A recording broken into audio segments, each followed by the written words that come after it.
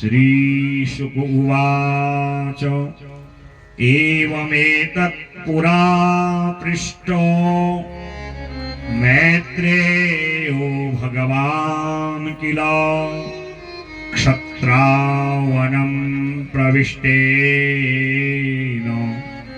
त्यक्त्वा स्वगृहं वृद्धिमत्।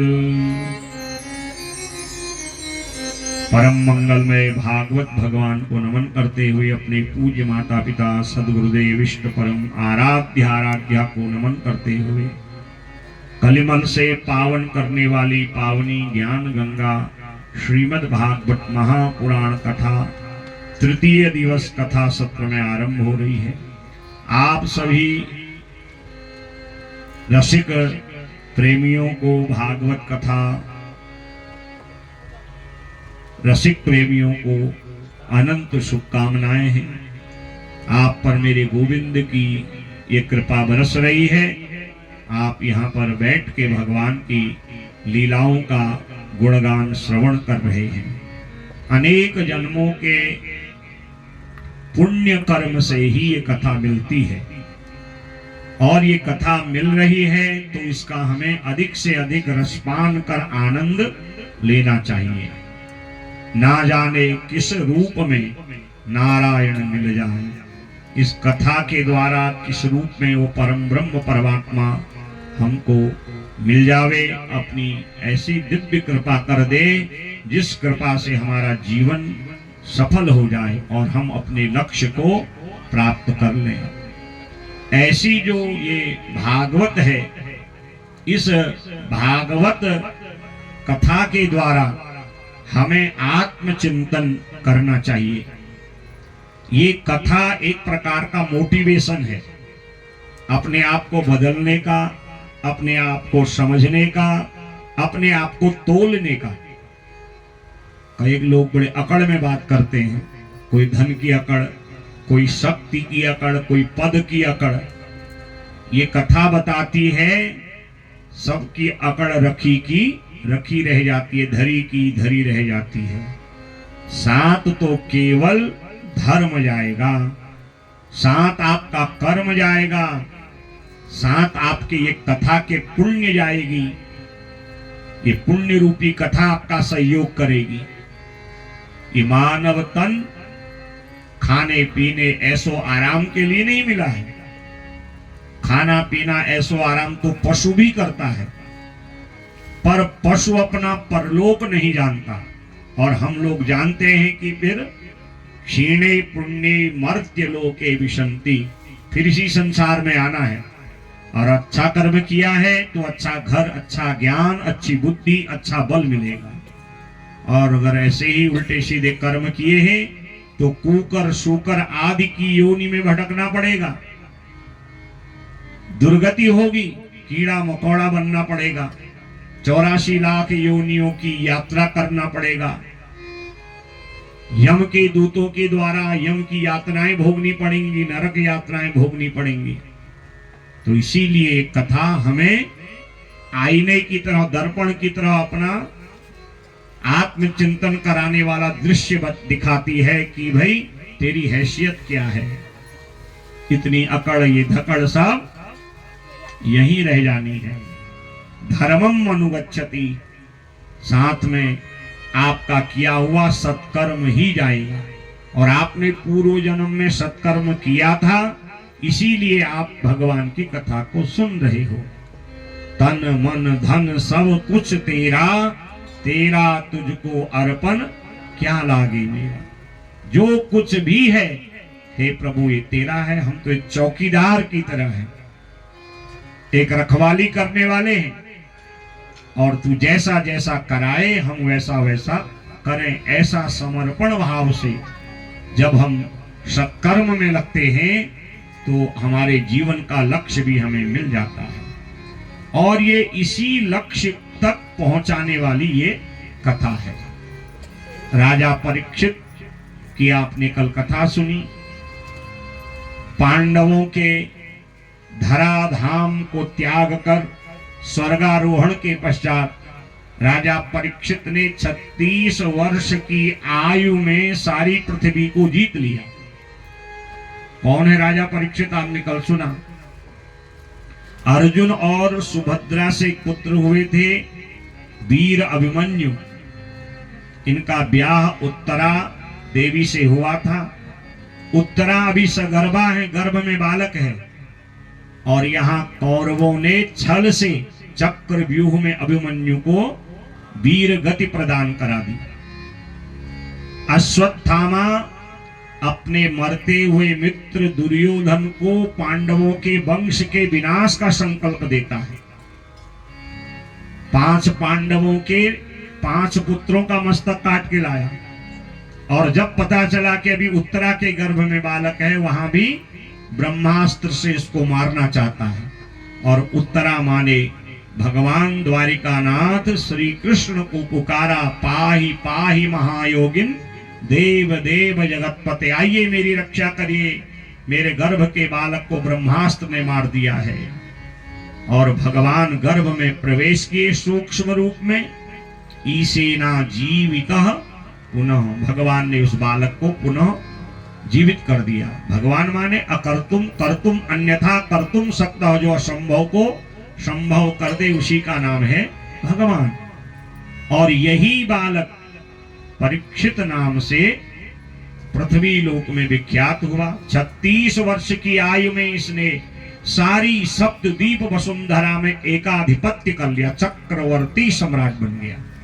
केवल चक्रवर्ती नहीं, धर्मात्मा चक्रवर्ती बना।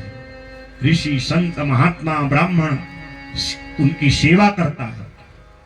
जो व्यक्ति चाहता है मेरे जीवन में मेरे कुल का सम्मान हो, मेरे कुल की वृद्धि हो, मेरा यश बढ़े, मेरा मान बढ़े, मेरा सम्मान बढ़े, मेरा पद बढ़े, तो सदा उसको ब्राह्मण और संत का आशीर्वाद लेना चाहिए। और जिसके ऊपर ब्राह्मण और संतों का आशीर्वाद होता है वो कभी पराजित नहीं होता है। आगे आप जरासंध की कथा सुनेंगे, राजा बलि की कथा सुनेंगे। भगवान भी पराजित नहीं कर पाए इनको, क्योंकि राजा बलि ब्राह्मणों का बड़ा सम्मान करता है। और भगवान वामन बन के आए, सारी पृथ्वी तीनों लोक दान कर दिया। वैसे ही जरासंध विद्वान ब्राह्मणों को बुला के बड़े बड़े यज्ञ अनुष्ठान करता है।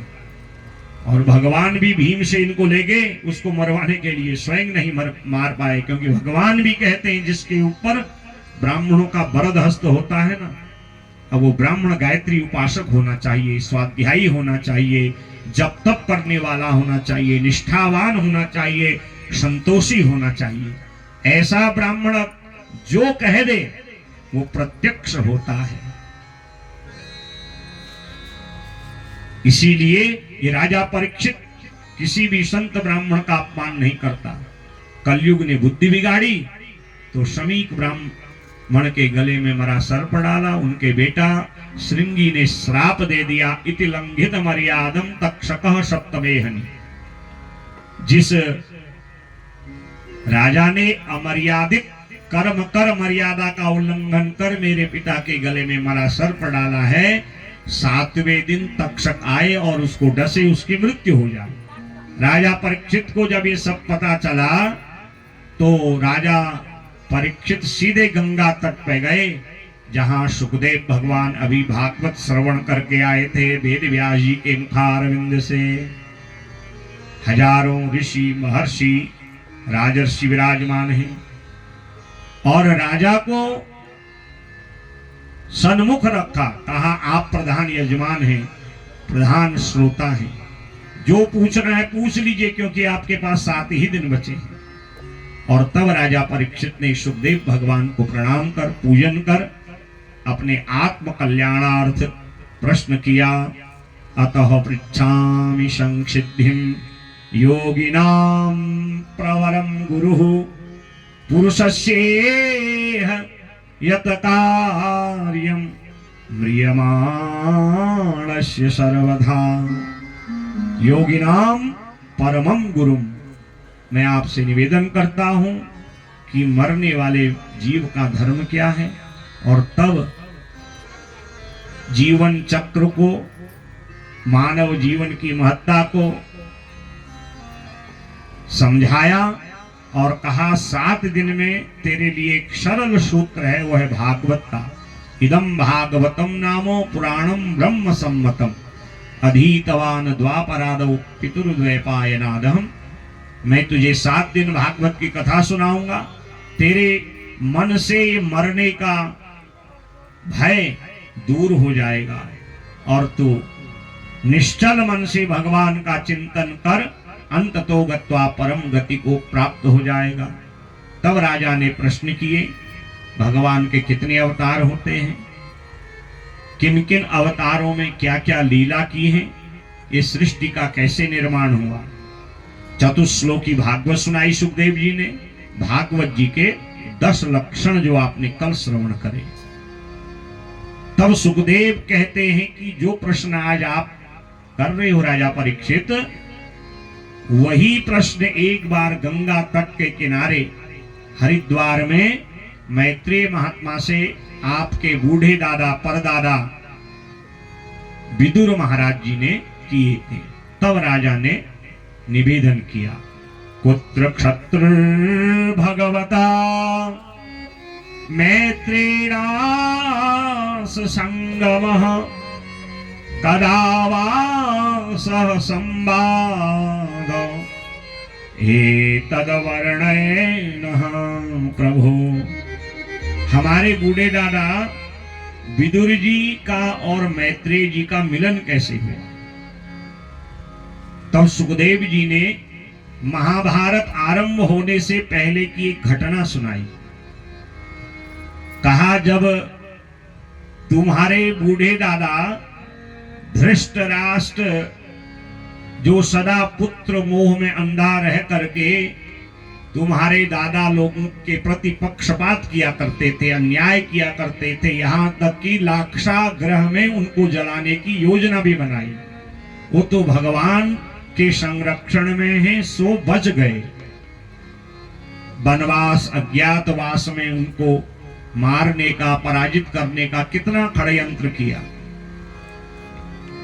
इतना जब अन्याय अनीति धृतराष्ट्र की विदुर महात्मा ने देखी, तो एक दिन भरी सभा में विदुर जी ने अपने बड़े भाई को समझाया। और विदुर महाराज जी जो कहते हैं वो नीति से बोलते हैं, इसीलिए विदुर नीति बहुत प्रसिद्ध है। कभी विदुर नीति वाली पुस्तक पढ़िएगा, कितनी सुंदर सुंदर बातें उसमें लिखी हैं। क्योंकि विदुर महात्मा धर्मराज हैं, ये धर्मराज के ही अवतारी हैं। इन्होंने पूर्व जन्म में मांडव्य महात्मा को बिना कारण के सूली पर चढ़वा दिया था। अब मांडव्य महात्मा गायत्री के बड़े उपासक हैं। जो गायत्री का उपासक ब्राह्मण होता है वो जलती हुई अग्नि के समान होता है। वो आपसे कह दे कि तुम्हारे कष्ट हर गए, सारे कष्ट जल गए, और कुछ ऐसा कह दिया तो हमारा बचाने वाला भगवान भी नहीं होता। तो मांडव्य महात्मा ने धर्मराज यमराज को श्राप दे दिया, तुमने बिना न्याय, बिना विवेचना के मुझे जो दंड दिया है सूली पर चढ़ने का ना, हफ्ता 10 दिन तक सूली पर चढ़ाया, परंतु मांडव्य महात्मा के प्राण नहीं गए। आया क्रोध इनको सीधे यमराज के पास। अच्छा, धर्मराज यमराज कांप गए। कहा, कांपने से नहीं, अब तुम्हें शूद्र घर में जन्म लेना पड़ेगा। तुमने निम्न कार्य किया है, एक ब्राह्मण को दंडित किया है। तो यही धर्मराज विदुर बन करके द्वापर में आए हैं। 3 भाई हैं, धृतराष्ट्र, पांडु और विदुर। पांडु महाराज की पहले मृत्यु हो चुकी है। पांडवों के प्रति अन्याय को देख करके विदुर जी ने भरी सभा में अपने बड़े भाई को समझाया। कहा, भैया ये आप अच्छा नहीं कर रहे हो अपने भतीजों के लिए। आधा राज्य उनका होना चाहिए, आधा आपका। परंतु आधा तो छोड़, अगर उनको 5 गांव भी दे दो वो उतने में भी आनंदित रहेंगे। परंतु आप जो अनीति कर रहे हो ये अच्छा नहीं है। पुत्र मोह में तुम्हारी अंतर मन की आंखें बंद हो गई। ये चर्म चक्षु तो तुम्हारे हैं नहीं, ये बाहर की आंखों से तुम अंधे हो और अंदर की आंखें भी बंद हो गई। यदा तु राजा स्वसुतान साधून पुष्णन्न धर्मेण विनष्ट दृष्टिः भ्रातुर्यविष्ठस्य सुतान् विबन्धून् प्रवेश्य लाक्षा भवने ददाह। पुष्णन्न धर्मेण विनष्ट दृष्टि, जिस धृतराष्ट्र के पुत्र मोह में आत्मचिंतन करने वाली विवेक वाली बुद्धि नष्ट हो गई, उसको विदुर जी समझा रहे हैं तुम गलत कर रहे हो। और ये धृतराष्ट्र सुन रहा है, मौन है। और सभा में बड़े बड़े महात्मा भीष्म पितामह, कृपाचार्य, द्रोणाचार्य, बड़े नीतिज्ञ विद्वान बैठे हैं, सब मौन है, क्योंकि विदुर जी सही बात कह रहे हैं। देखिए, जब बड़ों के बीच में छोटा खटपट करे, टोका टाकी करे, तो समझ लो घर का विनाश निश्चित होता है। और यहीं से पांडवों को शक्ति प्राप्त हुई और कौरवों का विनाश आरंभ हुआ। सब मौन है, भरी सभा में दुर्योधन आ गया। बताओ, बड़ों की बात चल रही है और छोटा टोका टाकी कर रहा है। और क्या क्या अपमानजनक शब्द विदुर महात्मा को इस दुर्योधन ने नहीं कहे, यहां तक दासी का बेटा तक कह दिया। रिश्ते के चाचा हैं और शब्द देखो कितने निम्न हैं। और धृतराष्ट्र अपने बेटा को नहीं डांट रहा और इतना कहता है मेरे को तो कुछ दिखाई नहीं देता। सुखदेव कहते राजन, जब दुर्योधन विदुर महात्मा को अपमानित करने लगा और धृतराष्ट्र कुछ बोला नहीं, अपने बेटा को टोका नहीं, तो विदुर महाराज जी ने देखा ये स्थान अब मेरे लायक नहीं है। बड़ों के बीच में जब छोटा टोका टाकी करे तो उस घर का विनाश निश्चित हो जाता है। उस घर में कलयुग का प्रवेश हो जाता है, लोगों की बुद्धि भ्रष्ट हो जाती है।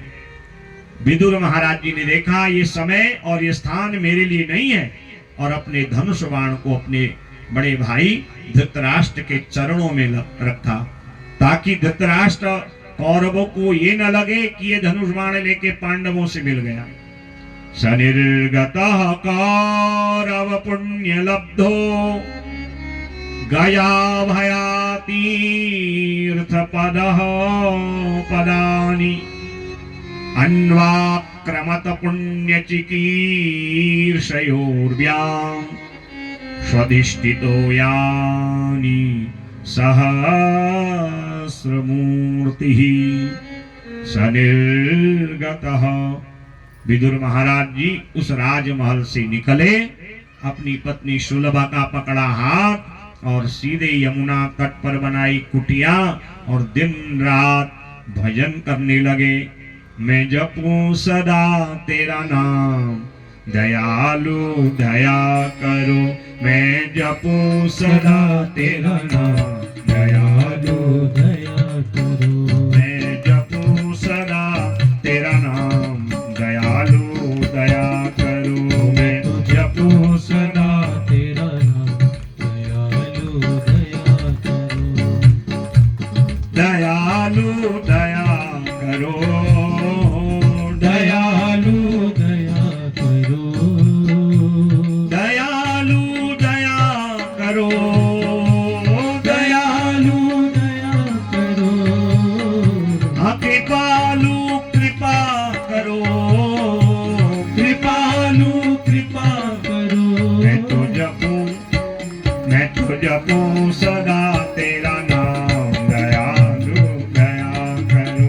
मैं तो जपूं सदा, गाइए, दयालु दया करो। श्री राधे।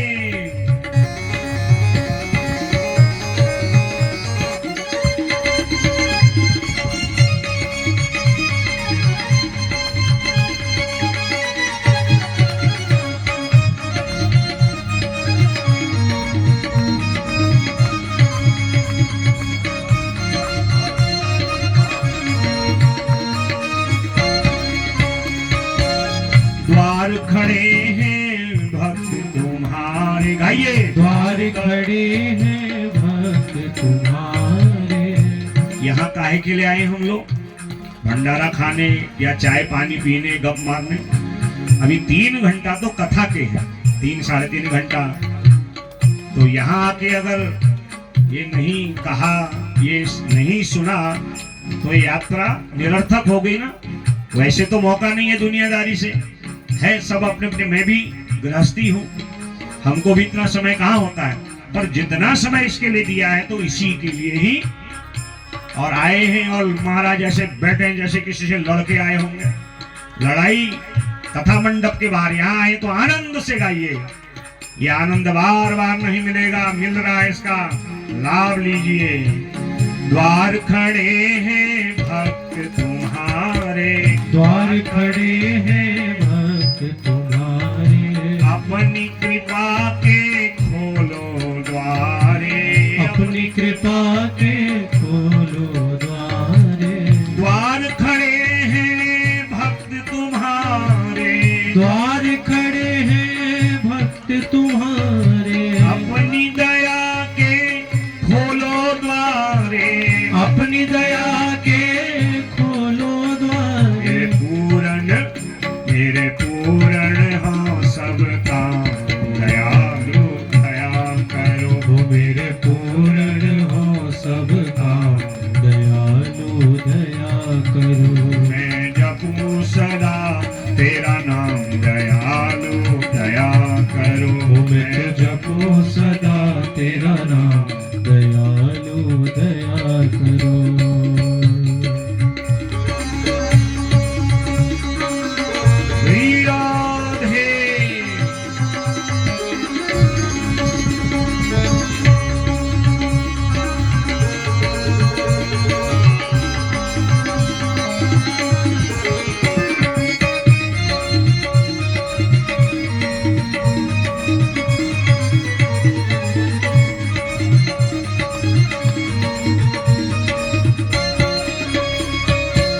भजन कीर्तन गाँव में तेरा, भजन कीर्तन गाँव में तेरा, नित उठ नाम ध्याऊ में तेरा, नित उठ नाम ध्याऊ में तेरा। भजन कीर्तन गाँव में तेरा, भजन कीर्तन गाँव में तेरा, नित उठ नाम ध्याऊ में तेरा, नित उठ नाम ध्याऊ में तेरा। और कृष्ण कृष्ण कृष्ण श्री राम दयालु दया करो। कृष्ण कृष्ण श्री राम दयालु दया करो। मैं जपूं सदा तेरा नाम दयालु दया करो। मैं तो जपो सदा तेरा नाम दयालु दया करो। प्रिया है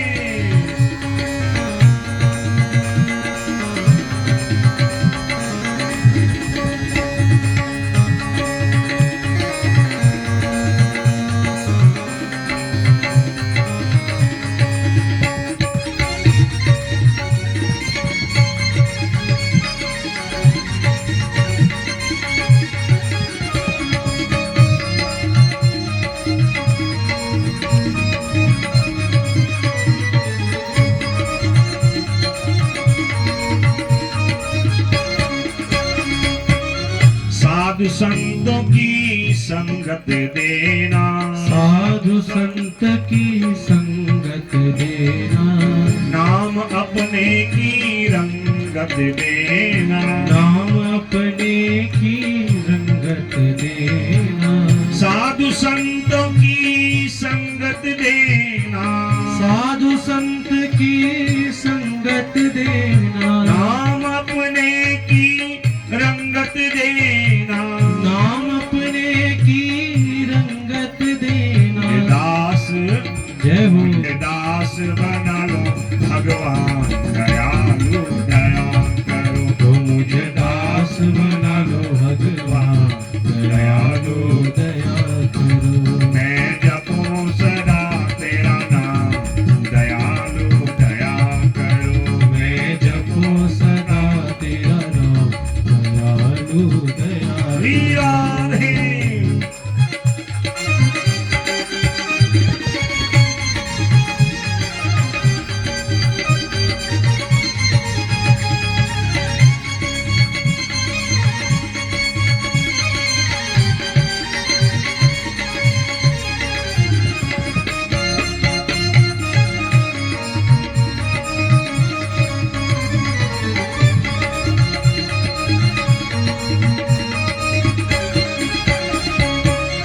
मेरे मन की ज्योत जगा दो, मेरे मन की ज्योत जगा दो, मुझको अपना दर्श दिखा दो, मुझको अपना दर्श दिखा दो, मेरे मन की ज्योत जगाओ, मेरे मन की ज्योत जगाओ, मुझको अपना रूप दिखा दो, मुझको अपना रूप दिखा ये दो, पहुंचा दो, जय हो पहुंचा दो निज धाम, दयालु दया करो, मुझे पहुंचा दो ब्रिज धाम, दयालु दया करो, मैं जपूं सदा तेरा नाम, दयालु दया करो, मैं जपूं सदा तेरा नाम, दयालु दया करो, दयालु दया करो, दयालु दया करो, कृपालु दया करो, कृपालु दया करो, मैं तो जपूं सदा तेरा नाम, दयालु दया करो, मैं तो जपूं सदा तेरा नाम, दयालु दया करो, कृपालु कृपा करो, कृपालु कृपा करो, दयालु दया। बोले भक्तवत्सल भगवान की जय जय श्री राम। और जिनको अपने जीवन का उद्धार करना होता है ना, दुनिया के झगड़े में नहीं पड़ते। विदुर जी सुलभा को लेके गए, कुटिया बनाई और भगवान का भजन किया और कहा देवी यदि हमारे भजन में शक्ति होगी भगवान हमारी कुटिया में आएंगे। और आए भगवान कुटिया में और बढ़िया सूखा बथुए का साग केला आदि खिलाया, भगवान तृप्त हो गए। और इधर विदुर जी का हस्तिनापुर से निकलना। और आज सुखदेव कहते राजन सनिर्गतः कौरव पुण्य लब्धो। आज विदुर जी नहीं बल्कि कौरवों के पुण्य जा रहे हैं। जब तक विदुर जी कौरवों के साथ थे ना तब तक कौरवों का बाल बांका नहीं हुआ। और ऐसी घटना रामायण काल में हुई थी त्रेता युग में। जब तक विभीषण जी लंका में थे रावण का कोई बड़ा नुकसान नहीं हुआ। और जिस दिन रावण ने अपने भाई को लात मार के निकाला उसके बाद क्या स्थिति हुई लंका की। रावण की 1 लख पूत 1.25 लख नाती तारावन घर दिया नवाती। कहते रावण के 1 लाख बेटा थे 1.25 लाख नाती पोता थे और उस रावण के घर में दिया जलाने वाला पानी पिलाने वाला भी नहीं रहा। अस कहीं चला विभीषण जब ही। अस कहीं चला विभीषण जब ही। अस कहीं चला विभीषण जब ही। अस कहीं चला विभीषण जब ही। आयुहीन भय सब तब ही। आयुहीन भय सब तब ही। आयुहीन भय सब तब ही। आयुहीन भय सब तब ही। अस कहीं चला विभीषण जब ही। अस कहीं चला विभीषण जब ही। विभीषण जब ही। विभीषण जब ही। और जिस दिन से विभीषण लंका से निकले सारे लंका पर तो आफत आ गई, कुछ भी नहीं बचा। आई वानरी सेना भगवान राम के साथ सारा जो है लंका को समाप्त कर दिया। और वही हाल आज यहाँ पर सुखदेव कहते राजा परीक्षित सनिर्गतः कौरव पुण्य लब्धो। आज विदुर नहीं बल्कि कौरवों के पुण्य जा रहे हैं। जब पुण्य नहीं बचेंगे तो क्या होगा, विनाशी होगा ना हमारा। विदुर जी के जाने के बाद भगवान आए, कौरवों को दुर्योधन आदि को समझाया 5 गांव दे दो, पांडव उसी में आनंदित रहेंगे। दुर्योधन अहंकार में कहता महाराज हम चचा ताऊ के बेटे हैं, आपस में निपट लेंगे, आप हमारे रिश्तेदार हो, मैंने 56 भोग 33 व्यंजन लगाए हैं, इनको ग्रहण करो। भगवान ने कहा तेरे इन 56 भोगों में अहंकार की बू आ रही है। दुर्योधन घर मेवा त्यागी, साक विदुर घर खाई, सबसे ऊंची प्रेम सगाई। और आज भगवान सीधे विदुर चाचा के घर गए और विदुरायन और विदुर महाराज ने भगवान का जो स्वागत किया, भगवान उसके ऋणिया बन गए। और कब महाभारत हो गई और सब कुछ समाप्त हो गया, यहां तक कि भगवान द्वारिका में जाकर के 56 करोड़ यादवों को समझाने लगे।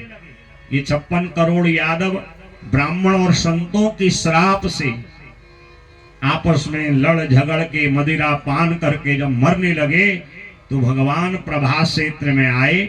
भगवान के प्रभास क्षेत्र में आते ही, जहां सोमनाथेश्वर ज्योतिर्लिंग है ना, पहला ज्योतिर्लिंग, उसको प्रभास क्षेत्र कहा जाता है। भगवान वहां आए, ये द्वारिका के ही पास में है। और भगवान ने महात्माओं का आवाहन किया, ऋषि महर्षि राजर्षि देवर्षि मैत्रेय उद्धव बड़े बड़े महात्मा वहां आए। और भगवान कहते हैं हम अब अपनी समस्त लीलाओं को समेट रहे हैं, संवरण कर रहे हैं। सब लोग आकुल व्याकुल हो जाते हैं, प्रभु आप जाओगे तो संसार का क्या होगा। कहते हैं मैं शब्द रूप में, अक्षर रूप में भागवत में प्रवेश कर रहा हूं। भागवत धर्म का उपदेश दिया और कहा जो कलयुग में इस भागवत को सुनेगा, भागवत की कथा कहेगा, भागवत के श्लोकों को कान से सुनेगा, वाणी से उच्चारण करेगा, उसको कलयुग कभी अपना कलंक नहीं लगाएगा, कलयुग कभी उसकी बुद्धि को नहीं बिगाड़ेगा, कलयुग उसको कभी दूषित नहीं करेगा। और भगवान जाने से पहले उद्धव और मैत्रेय जी को एक कार्य सौंप गए। कहा मैत्रेय जी आप अपने आश्रम हरिद्वार जब जाएंगे तो आपसे मिलने के लिए विदुर जी आएंगे। उस भरी सभा में भगवान ने विदुर महात्मा को एक नहीं अनेक बार याद किया। हर बार यही कहते अगर यहां विदुर जी होते, विदुर जी होते, कितना आनंद आता। उन्होंने जो मेरा स्वागत किया था, मैं भूखा था प्यासा था, मैं उनका ऋण सिर में रखा हूं। इसलिए हे उद्धव अब आप उत्तर दिशा की ओर जाओ, मार्ग में विदुर जी मिलेंगे भजन करते हुए, उनको हरिद्वार मैत्रेय आश्रम जाने के लिए प्रेरित करना। और मेरी ये जो चरण पादुकाएं हैं ना, इनको लेके आप बद्रीनाथ जाओ। आज उद्धव जी बहुत आकुल व्याकुल हुए क्योंकि भगवान के अंतरंग मित्र हैं, एक क्षण भगवान का वियोग सहन नहीं कर सकते हैं, पर भगवान का निर्देश है, पालन करना पड़ेगा। आकुल व्याकुल होके आए, भगवान की चरण पादुका लेके आए, मार्ग में विदुर मिले, विदुर जी को ये सारी बातें बताई। आज विदुर जी बहुत आकुल व्याकुल, दोनों नेत्रों से जल बरसाने लगे, कहने लगे उद्धव जी मैं कितना अभागा हूं, भगवान अपनी लीलाओं का स्मरण कर गोलोक चले गए और मैं उनका दर्शन भी नहीं कर पाया। आज उद्धव जी कहते हैं आप अभागे नहीं हैं, आपका जैसा भाग्यशाली पुण्यात्मा तो कोई नहीं है। उस भरी सभा में भगवान की जिह्वा से आपके एक नहीं अनेक बार नामों की चर्चा हुई, और जिसकी चर्चा भगवान कर रहे हैं, जिसका नाम बार बार भगवान ले रहे हैं, वो भाग्यहीन कैसे हो सकता है। और भगवान अनेक बार कहे कि हम भूखे प्यासे थे और विदुरायन और विदुर ने हमारा कितना स्वागत किया था। विदुर जी कहते हैं, उद्धव मैंने भगवान का क्या स्वागत किया, मेरी कुटिया में था भी क्या, शू का बथुआ, उसका साग भगवान को खिलाया, न मसाले न उसमें नमक।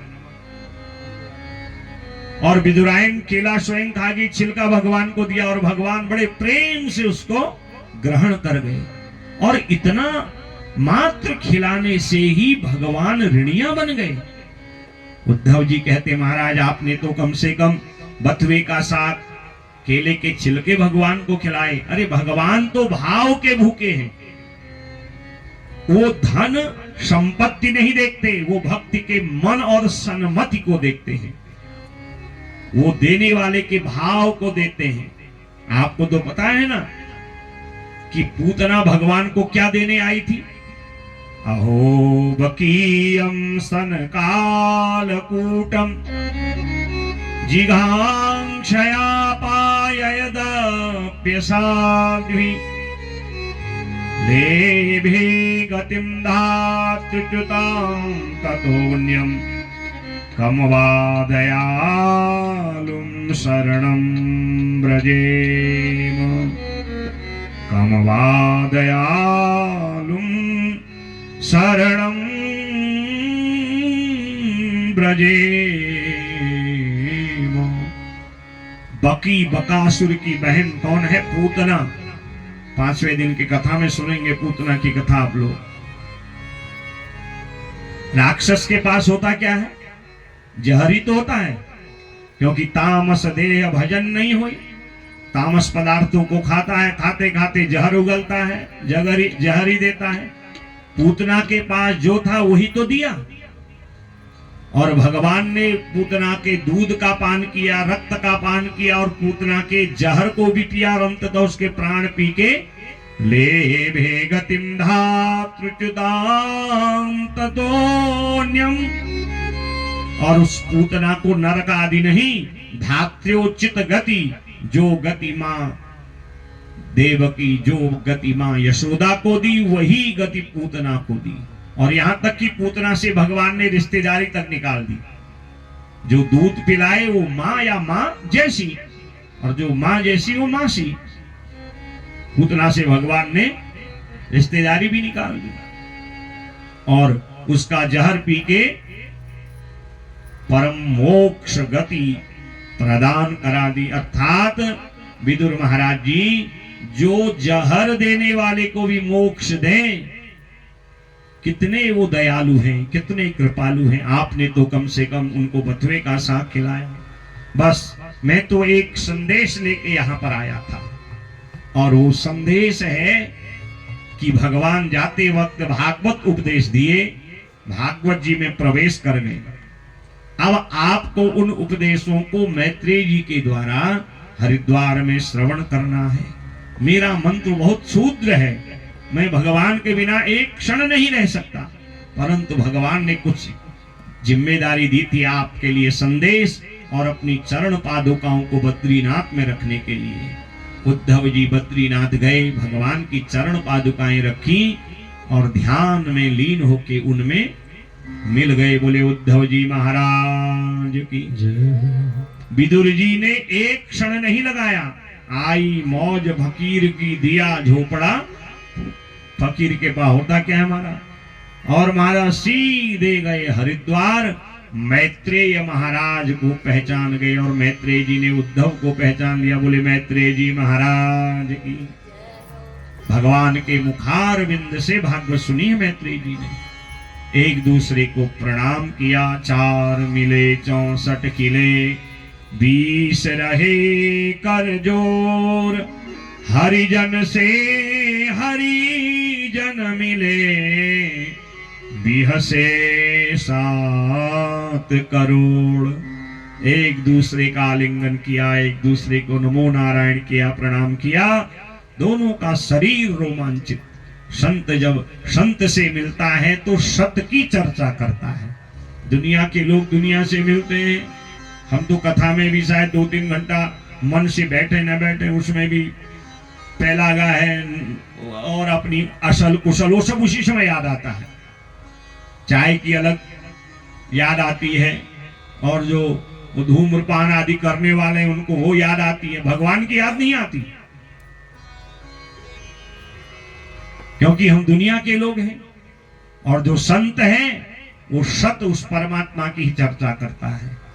बिना देर किए हुए विदुर महाराज जी ने मैत्री जी से प्रश्न किए, जो प्रश्न राजा परीक्षित सुखदेव जी से कर रहे हैं। यहीं से कथा आरंभ हुई थी ना। तो तब विदुर जी ने प्रश्न किए कि भगवान के कितने अवतार होते हैं, उन लीलाओं का कारण क्या होता है, अवतारों में जो जो लीला की होती है उनका हमें विस्तार सुनाइए, कैसे सृष्टि बनती है, और मानव तन प्राप्त करके हर जीव सुखी होना चाहता है और फिर भी वह बार बार दुखी क्यों होता है।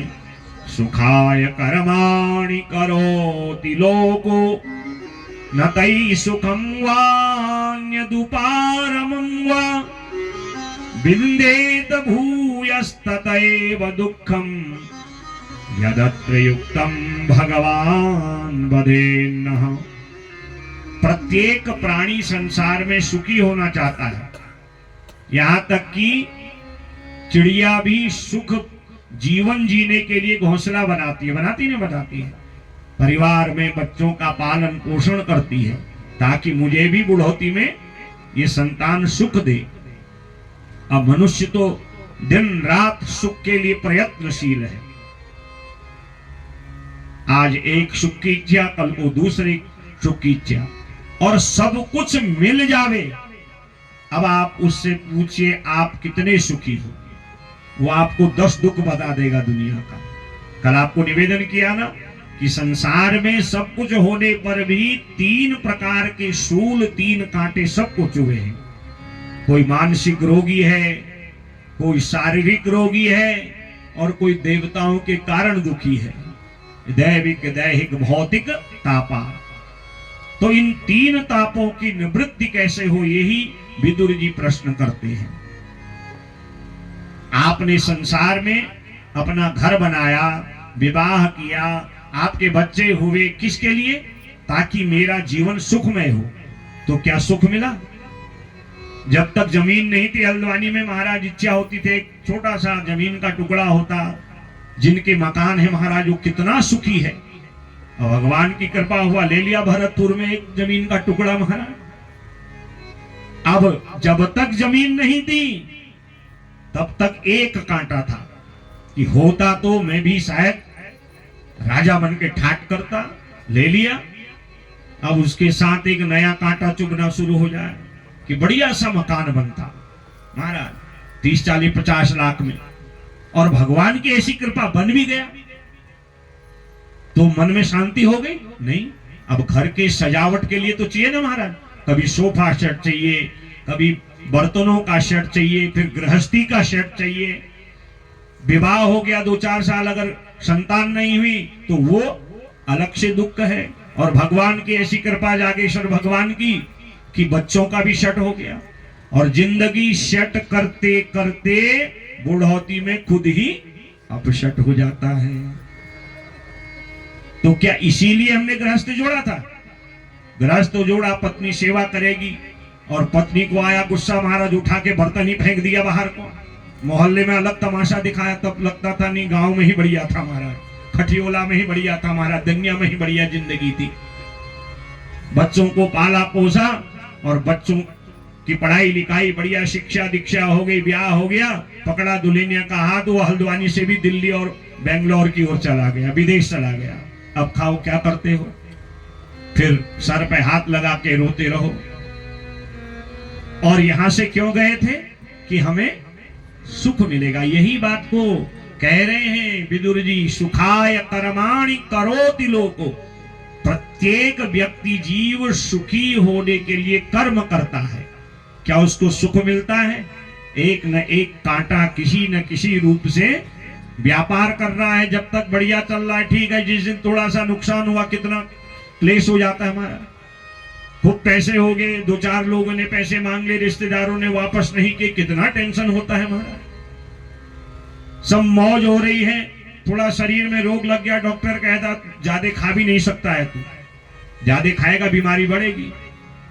अब रसगुल्ले को देख करके खाने को मन है, हलवा खीर, अब बीमारी ऐसी लग गई तो बने रहो चौकीदार महाराज, लाखों करोड़ कमा रखे हैं, क्या इसीलिए कमा रहे हैं कि हम नहीं खा पाएंगे? ये सारे उदाहरण हमारे जीवन में हैं। और इन सब दुखों से छुटकारा कैसे मिले, यही राजा परीक्षित सुनता है, कहता है। क्यों? क्योंकि उसको 7वें दिन तक्षक ने डसना है। और कितना भय है जिसको पता है 7वें दिन मैंने मरना है। आप हमको तो ये भी पता नहीं अगले पल जिए न जिए। अभी दिल की धड़कन बंद हो गई, ब्रेन हेमरेज हो गया, कोई घटना हो गई, गोविंदाय नमो नमो। राजा को तो 7 दिन का पता है, हमको तो 7 पल का पता नहीं है। तो क्या करना चाहिए? तो तब विदुर महाराज जी से मैत्रेय जी कहते हैं, सुख और दुख तो हमारे मन का है। हमने किसी चीज में अपना मन डुबो दिया और वो नहीं मिली तो दुख हो गया, और जो वस्तु तुम चाहते अगर वो मिल गई थोड़ी देर तो सुख हो गया, परंतु अगर उसका वियोग हो गया, वो हमसे अलग हो गई तो फिर दुख हो गया। ईश्वर अंश जीव अविनाशी, ईश्वर अंश जीव अविनाशी। चेतन अमल सहज सुख राशि, चेतन अमल सहज सुख राशि। ईश्वर अंश जीव अविनाशी, ईश्वर अंश जीव अविनाशी, जीव अविनाशी, जीव अविनाशी। दुख इसलिए है क्योंकि हम जिसके हैं हम उसको भूल गए, और जो हमारा नहीं है हम उससे संबंध बना रहे हैं। ये दुनिया हमारी नहीं है। दुनिया में हम क्यों आए हैं? हमने अपने असली स्वरूप को भूल दिया। बड़े बड़े साधकों को, तपस्वियों को देखो, वो भी हमारे तरह है। वो भी संसार में आए थे और उन्होंने अपने जीवन के लक्ष्य को प्राप्त कर लिया। अब इसका मतलब ये थोड़ी है कि ब्याह मत करो, गृहस्थ मत बसाओ। जितने भी भगवान के अवतार हैं ना, गृहस्थियों के ही वहां हुए हैं। हम गृहस्थ में भोग विलास के लिए जीते हैं, और साधक गृहस्थ करते हैं वो साधना के लिए करते हैं। ये अंतर है। गृहस्थ करना है। अगर दशरथ और कौशल्या ब्याह नहीं करते, राम जी आते? वसुदेव देवी का ब्याह नहीं होता, बाबा नंद यशोदा का ब्याह नहीं होता, भगवान कृष्ण आते? अदिति और कश्यप महाराज का गृहस्थ नहीं होता, वामन भगवान आते? भगवान के अवतार ही गृहस्थियों के वहां होते। कोई बाबा के घर में आज तक किसी भगवान का अवतार नहीं हुआ, क्योंकि गृहस्थ इन्होंने भी किया, परंतु ये गृहस्थ करके गृहस्थ को भोग नहीं योग के रूप में जिए। ये भजन भी करते हैं और गृहस्थ धर्म का पालन भी करते हैं। एक बार नारद जी ने प्रश्न किया ना, महाराज आपको दुनिया के लोग, अपने जो भक्त हैं उनसे प्रेम है या मेरे जैसे भजन करने वालों से? उन्होंने कहा प्रेम तो आपसे भी है, पर जो संसार के मेरे भक्त हैं उनसे मेरा ज्यादा प्रेम है। नारद जी की बात अच्छी नहीं लगी। बताओ, हम 24 घंटा भजन करते हैं, श्रीमन नारायण नारायण हरि हरि, श्रीमन नारायण नारायण हरि हरि, भजमन नारायण नारायण हरि हरि, भजमन नारायण नारायण हरि हरि। बीड़ा बजा के भजन करते हैं। ये कहते हैं आपसे अच्छे हमको संसार के भक्त लगते हैं। नारद जी ने कहा नहीं, कोई तो कारण होगा आखिर में। भगवान समझ गए नारद जी के मन में कुछ चल रहा है। कहा नारद जी आपको दूध का कटोरा देते हैं, इस दूध के कटोरे को आप जो है दिन भर घुमा के शाम को हमारे पास पहुंचो। शर्त है एक भी बूंद जमीन में नहीं गिरना चाहिए, ये अपराध हो जाएगा। नारद जी दूध का कटोरा लेके गए, पूरा दुनिया क्षेत्र अल्मोड़ा जिला घूम घाम के पहुंच गए वैकुंठ में। शाम को थके मादे नीचे दूध का कटोरा रखा, भगवान ने कहा बैठो नारद जी, ठीक हो? हाँ महाराज ठीक है। क्या हाल चाल है? महाराज थकान लग गई। ये बताओ आज भजन कितना किया? नारद जी कहते हैं ओ महाराज यही गलती हो गई, सारा ध्यान तो दूध के कटोरे पे था, कहीं गिर जाता अपराध हो जाता। बस अपराध न हो करके भजन करना भूल गया। भगवान कहते समझ में आ गया, एक काम दिया उतने में ही मेरा भजन करना भूल गए। और मेरे गृहस्थियों को देखो, वो घर का काम भी कर रही है, पत्नी पति की सेवा भी कर रही है, पति दिन भर कमा भी रहा है, पत्नी को भी खुश कर रहा है, माता पिता को भी खुश कर रहा है, भाई के लिए भी कर रहा है, बच्चे के लिए भी कर रहा है, परिवार के लिए भी, इष्ट मित्र बंधु बांधव जो भी आ रहे वो भी आनंदित हो रहे हैं। और समय समय पर वो व्रत भी कर रहा है, तीर्थ भी कर रहा है, भागवत की कथा भी सुन रहा है, प्रयागराज में जाके गंगा स्नान भी कर रहा है, शिवरात्रि का व्रत भी कर रहा है। नहीं कर रहा है? काम इतने हैं और फिर भी मेरी याद कर रहा है। बताओ अब तुम बड़े या मेरे भक्त? कहा महाराज आपके भक्त बड़े हैं। तो बाधक तो भजन में है मन, मन के हारे हार है, मन के जीते जीत। घर का काम भी और भजन भी जब हम करते हैं तो हमारा निश्चित कल्याण होता है। और जो सुख हमने संसार के विषयों में ढूंढना शुरू किया वो सुख तो मिलते नहीं, दुख ही मिलता है। और सुख राशि कौन है? वो परमात्मा, जहां से हम आए हैं और जहां हमने जाना है। और वह परमात्मा कैसा है?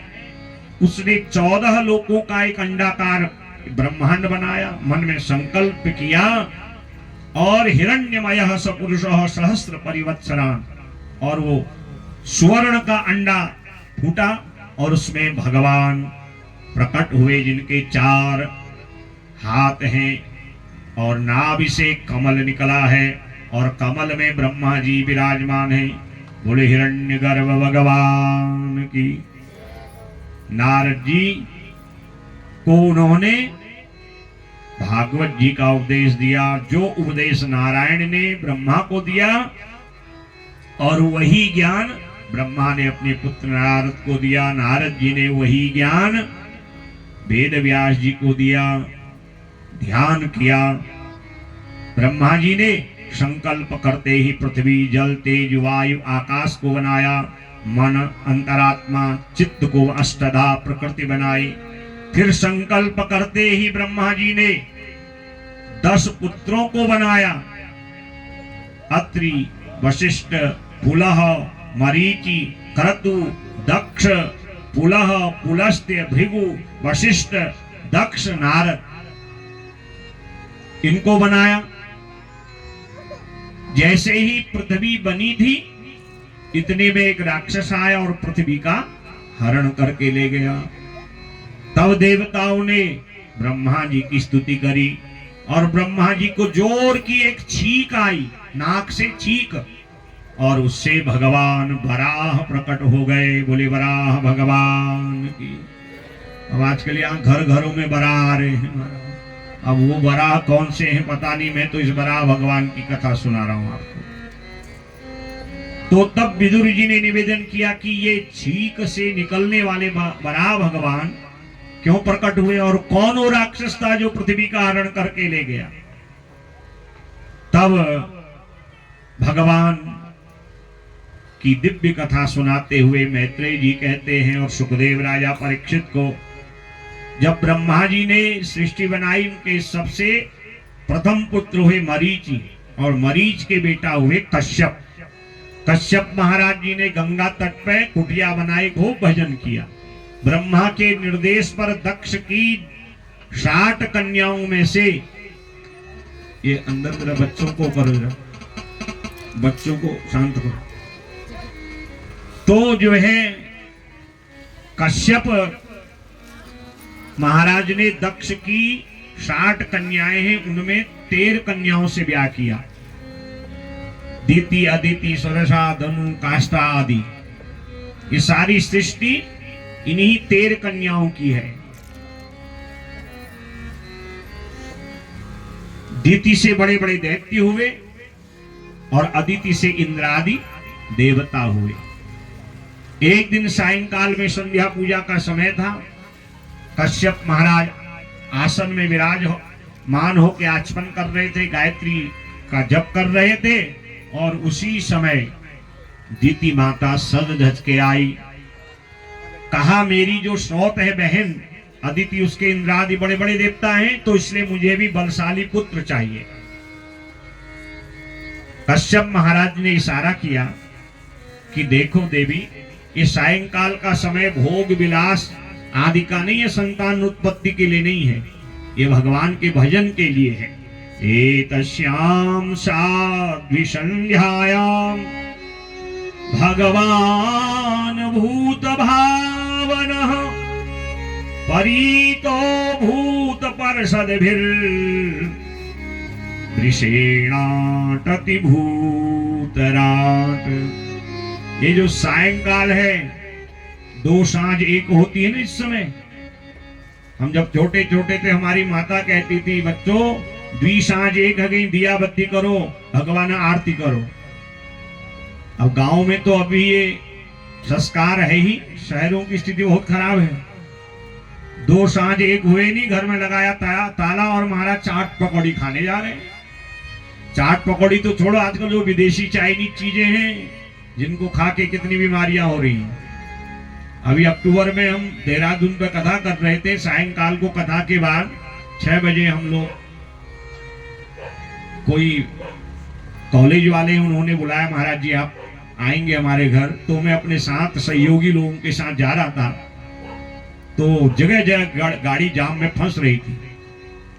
तो हमारे साथ एक बंसी वाले बैठे हुए थे। मैंने कहा, भैया ये सब भीड़ क्या? कहने, गुरुजी ये सब घर को ताला लगा करके जो आप कथा में सुना रहे थे ना 1-2 दिन पहले, ये सब जो है चाट पकौड़ी खाने के लिए और ये सब चाइनीज खाना खाने के लिए महाराज यहाँ पर भीड़ लगाए हुए हैं। ये स्थिति है मनुष्य की आज। सांझ के समय क्या करना चाहिए, क्या नहीं करना चाहिए, ये विवेक भी हम लोगों में नहीं रहा। 2 सांझ एक हैं, घर में दिया करो, आरती करो, हनुमान चालीसा पढ़ो, रामायण पढ़ो। 2 आरती तब भी गाओ महाराज, और परिवार के साथ। ऐसे में घर में सुख शांति बनी रहती है। और यही बात को आज कश्यप कहते हैं, दीति ये सायंकाल का समय भजन पूजा पाठ का है, और सायंकाल में 2 कार्य होते हैं। एक तो कैलाश पर्वत से भगवान अपने साथ के भूत प्रेतों को लेके आते हैं, और दूसरे वैकुंठ से लक्ष्मी सहित भगवान पृथ्वी लोक में भ्रमण करते हैं। जिसके घर में सायंकाल में दिया बत्ती भजन कीर्तन हो रहा होता है, लक्ष्मी उस घर में प्रवेश करती है। जहां लक्ष्मी जाती है नारायण उस घर में प्रवेश करते हैं, और जहां लक्ष्मी नारायण वहां सुख समृद्धि।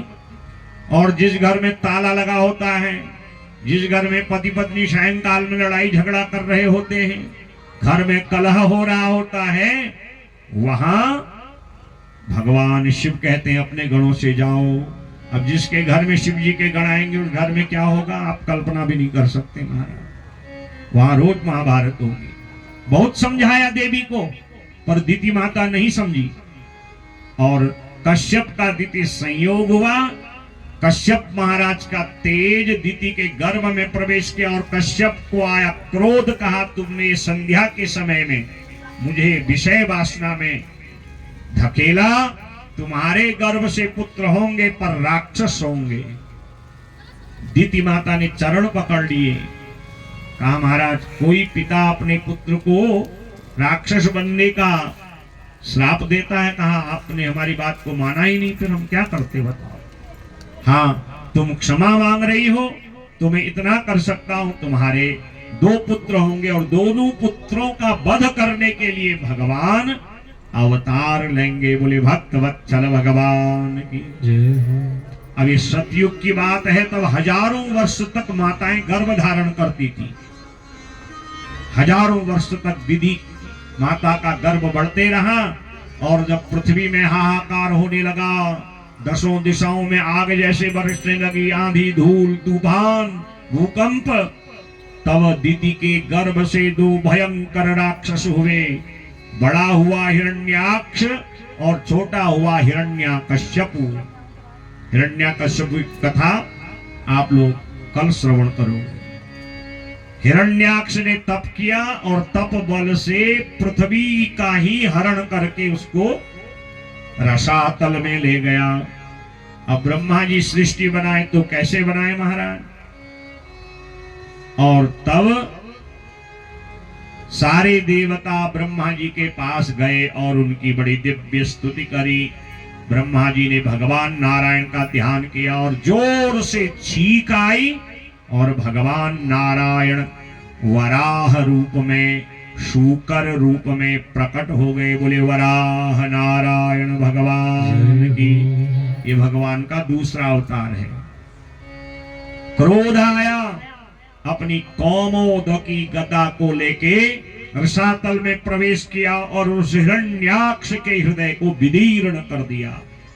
पुनर्गदाम स्वमादाय भ्रामयन्त्रमभीक्षणसः अभ्यद्धावद हरे क्रुद्धः संरब्धादष्टदच्छदम्।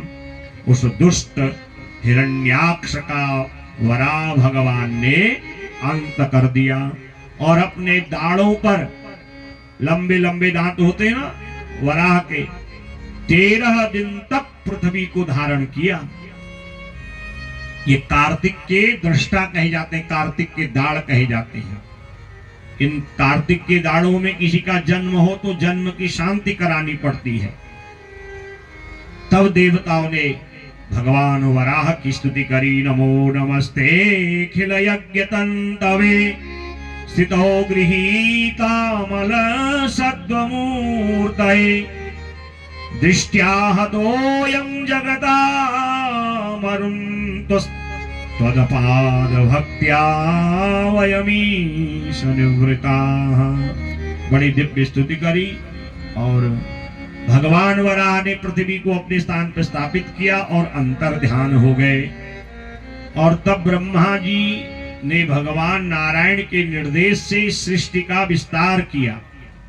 पृथ्वी, जल, तेज, वायु, आकाश, अष्टधा प्रकृति तो बना ही दी। 10 पुत्रों को उत्पन्न किया, सिद्धों को बनाया, विद्याधरों को बनाया, तिरोधानों को बताया, किन्नरों को, किम पुरुषों को।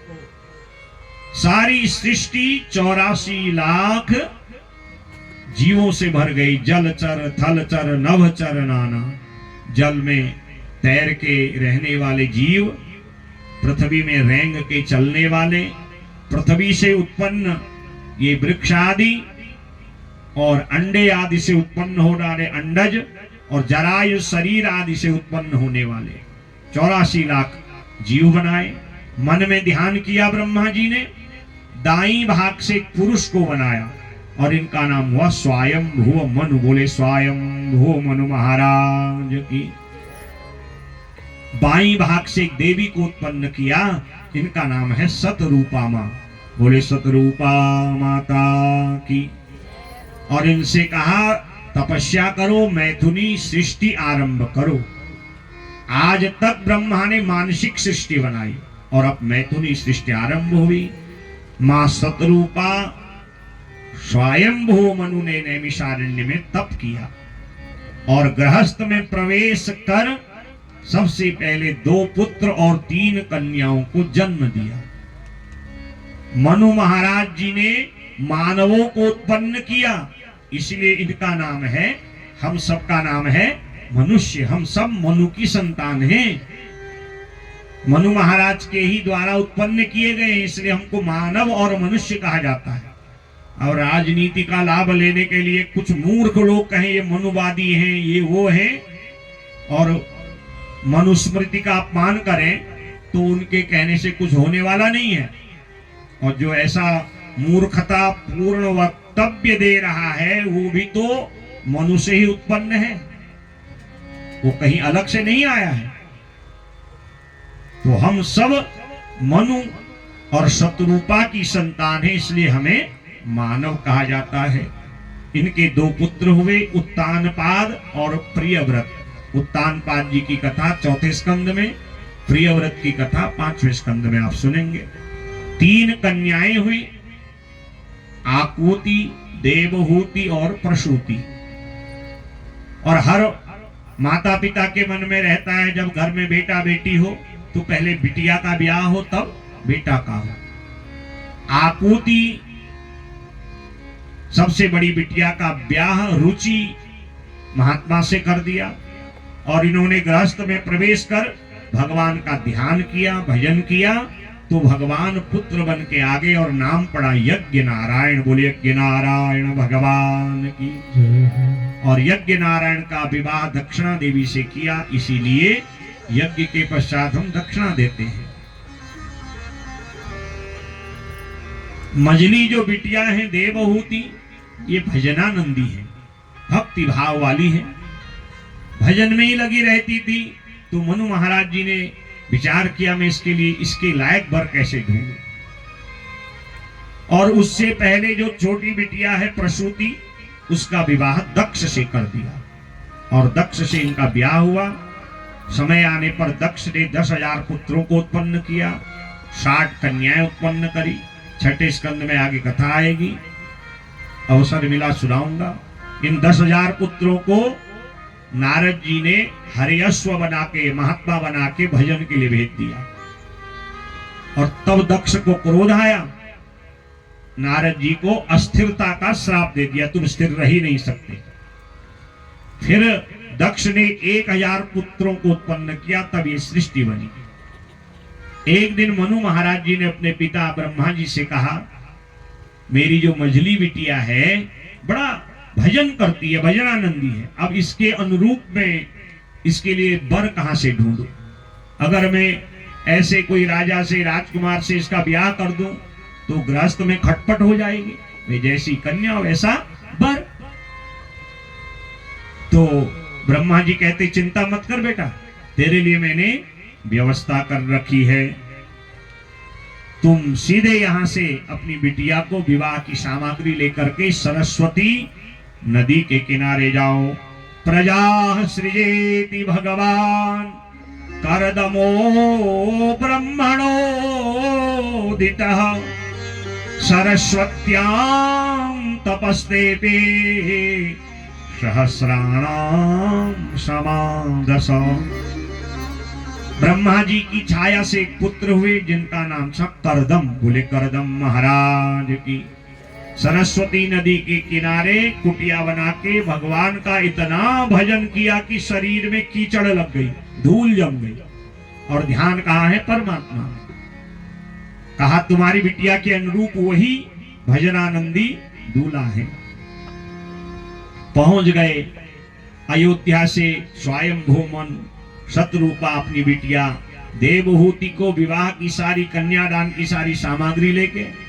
और जैसे ही करदम महात्मा ने देखा कि मेरा ब्याह होने वाला है, ये होने वाले सास ससुर हैं, तो स्वयंभू मनु और शत्रुपा के लिए सुंदर आसन लगाया और थोड़ी सी वार्तालाप हुई। और विधि विधान से मनु और शत्रुपा ने अपनी बिटिया देवहूति का विवाह करदम महाराज जी से कर दिया। बोले देवहूति मैया की। और आशीर्वाद दे करके दोनों राजा रानी अयोध्या आ गए। देखिए तब की बात थी जब माताएं ने ज्यादा संशय करती थी, न पति से प्रश्न करती थी। अब आज तो महाराज ब्याह से पहले सारी वार्तालाप पूरे खानदान की कुंडली बता देते हैं और सारा प्रेम ब्याह से पहले ही लुटा देते हैं। और ब्याह के 4-6 महीने में महाराज महाभारत आरंभ होने लगता है। अब ऐसे घर में थोड़ी भगवान आएंगे। गृहस्थ तो योग संयोग के लिए, भोग के लिए नहीं है। खूब भजन करो, गृहस्थ धर्म का पालन करो, ऐसी संतान उत्पन्न करो जो आपकी सेवा करे। पुत्रवती जुवती जग सोई पुत्रवती जुवती जग सोई, पुत्रवती युवती जग सोई, पुत्रवती जुवती जग सोई, रघुपति भगति जासु सुत होई, रघुपति भजति जासु सुत होई, रघुपति भगति जासु सुत होई, रघुपति भगति जासु सुत होई, पुत्रवती युवती जग सोई, पुत्रवती जुवती जग सोई। वही माता पिता पुत्रवती पुत्रवान हैं जिनके घर में भगवान की भक्ति करने वाली संतान है। अब संतान तो गांधारी की भी थी, धृतराष्ट्र की भी थी, 6 पुत्र थे, एक भी नहीं रहा। और पांडु के भी 5 बेटे थे। भगवान का भजन करते करते भगवान को भी प्राप्त किया और सारा साम्राज्य भी। ये भजन की शक्ति है। तो इसलिए गृहस्थ में पति पत्नी अपने नियम धर्म से रहे, जो जिम्मेदारी है उसको भी निभाएं। अब सभी बाबा बनेंगे तो संसार कैसे चलेगा महाराज? बाबाओं की भी जरूरत है, गृहस्थियों की भी जरूरत है। और भगवान आएंगे तो गृहस्थी के ही वहां आएंगे। पर गृहस्थ कैसा होना चाहिए, ये यहां पर देवहूति और करदम महात्मा के गृहस्थ से हमें थोड़ा बहुत सीखना चाहिए। और भागवत जी में लिखा है, बरसों बीत गए देवहूति माता को सेवा करते करते, पतिव्रत धर्म का पालन करते। और बिटिया किसकी है? राजा की। और सेवा किसकी कर रही है? महात्मा पति की। कितना कष्ट हुआ होगा। न नौकर है, न चाकर है, न 56 भोग है, न बहुत बढ़िया दिव्य वस्त्र है महाराज। हमें तो टाइम पे भोजन बढ़िया न मिले, थोड़ा नमक मिर्च ज्यादा, क्या हुआ महाराज? पत्नी के साथ महाभारत तैयार हो जाता है। मैं इतनी मेहनत करता हूँ, तुम घर में कुछ करती नहीं हो। कोई नहीं, थोड़ा कभी पति से, थोड़ा कभी पति से। तो दोनों प्रेम से रहेंगे तो संतान भजन करने वाले होंगे। कलह से रहोगे तो कौरव पैदा होंगे घर में, न खाने देंगे न खाएंगे। अब आपको निर्णय लेना है कि गृहस्थ कैसा होना चाहिए। एक दिन सायंकाल में देवहूति माता करदम महात्मा के लिए पूजा की सायंकाल की सामग्री ला रही हैं। अब तो लाइट होती नहीं थी, अब है भी तो 3 दिन से तो यहां भी नहीं है। तो लाइट तो थी नहीं, कुटिया में थोड़ा अंधकार हो रहा था, दीपक की लौ कम हो रही, तो दीपक की लौ को बढ़ाने के लिए करदम महात्मा ने प्रयास किया। और जैसे ही ज्योति बढ़ी तो प्रकाश कक्ष में बढ़ गया। और तब करदम महात्मा की नजर देवहूति माता पर पड़ी है। और करदम महात्मा क्या कह रहे हैं? देवी आप कौन हो? क्योंकि ध्यान में सदा भाव विभोर होके भजन करते थे, तो उनको ये ध्यान रहा नहीं। तब देवहूति माता कहती है, महाराज वर्षों पूर्व मेरे पिता आपको मुझे सौंप गए थे, आप मेरे पति, मैं आपकी पत्नी हूं और मैं अपने नियम धर्म का पालन कर रही हूं। अगर आज कोई पति पूछे देवी कौन हो, देवी न मालूम क्या क्या न कहे महाराज। किला आंख बंद कर बेले, अच्छा ब्याह दिन नहीं देखो, क्या क्या न सुना दे महाराज। बस मौका चाहिए बोलने का। फिर तो देखो आप वो कहां से ऐसे मैसेज आते हैं, इंटरनेट नहीं होने पर भी मैसेज आ रहे हैं। क्योंकि समाज की स्थिति बहुत बदल गई है। हम अपने से कम, अपने धर्म शास्त्रों से कम सीख रहे हैं, समाज से गलत चीजों को ज्यादा सीख रहे हैं।